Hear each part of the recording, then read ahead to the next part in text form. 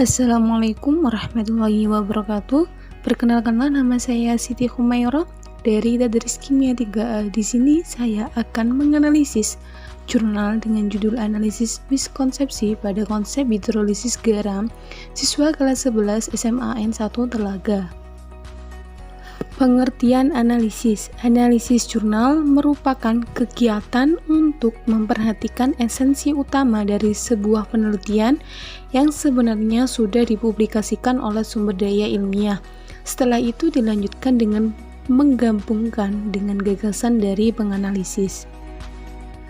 Kemudian pada poin pertama, yakni ada identitas jurnal, meliputi nama jurnal, jurnal entropi, volume jurnal 11, nomor jurnal 2, halaman jurnal 190-195, judul jurnal yakni Analisis Miskonsepsi pada Konsep Hidrolisis Garam siswa kelas 11 SMAN 1 Telaga.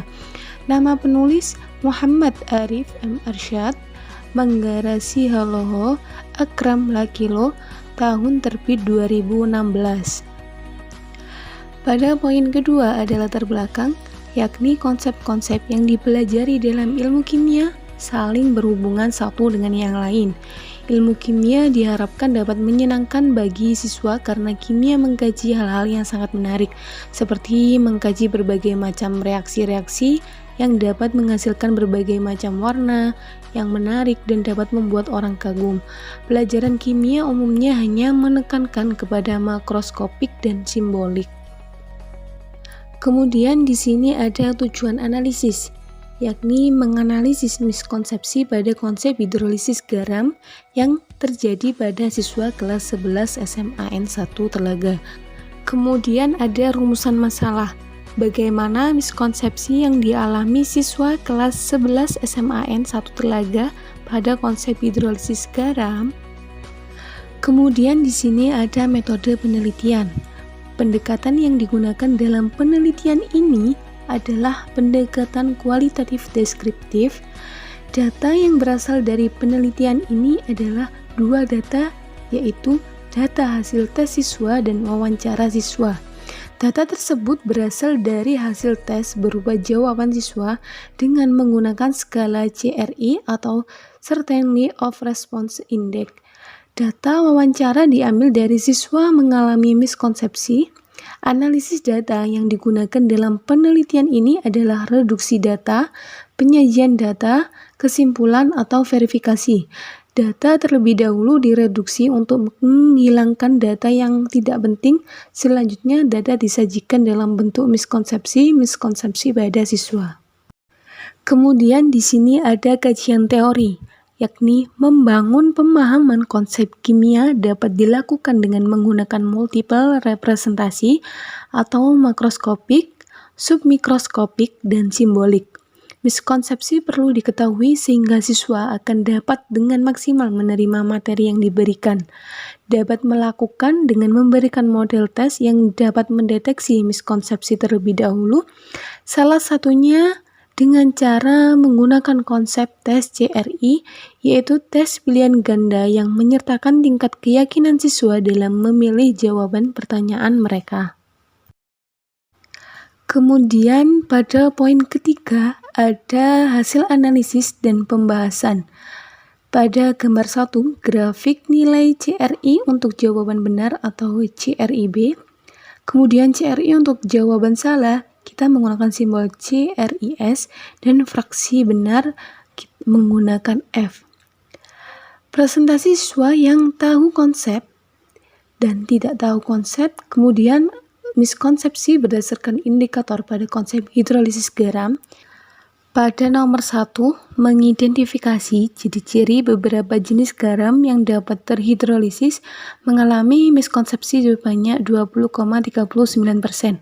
Kemudian nomor 2, mengidentifikasi ciri-ciri beberapa jenis garam yang tidak dapat terhidrolisis mengalami miskonsepsi sebanyak 18,95%. Yang ketiga, mengidentifikasi larutan garam yang mengalami hidrolisis sebagian dengan sifat larutannya mengalami miskonsepsi sebanyak 24,31%.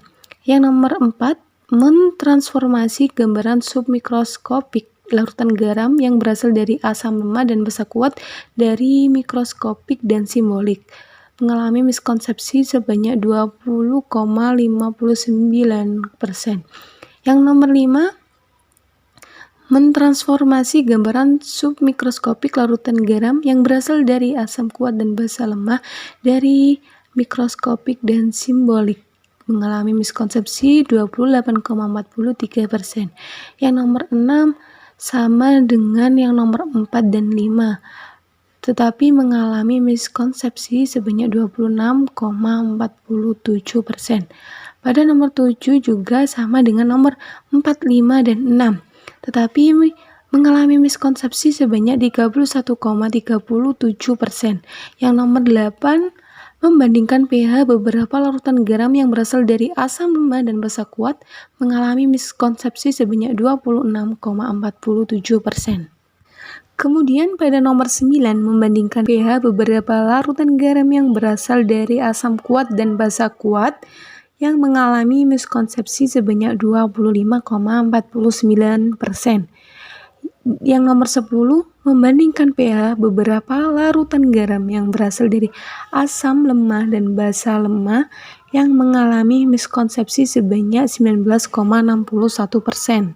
Kemudian nomor 11, membandingkan pH beberapa larutan garam yang berasal dari asam kuat dan basa kuat yang mengalami miskonsepsi 7,84%. Dengan rata-rata semua mengalami miskonsepsi sebanyak 22,74%.